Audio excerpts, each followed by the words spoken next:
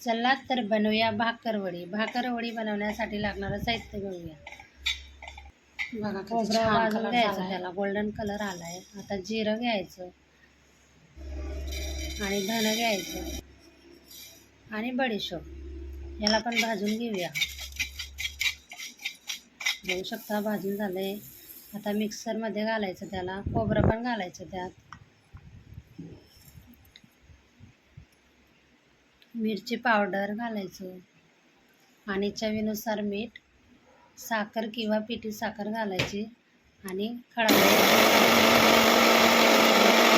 गार गार गार करून मस्त दळून घेऊया. बघू शकता दळून झालंय.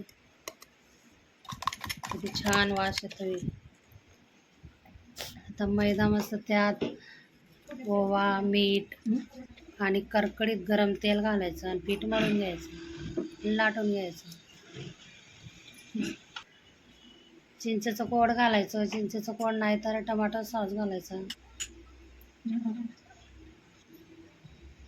आपण दळलेला मसाला तो पण घालायचा, यात मस्त पसरून घ्यायचा.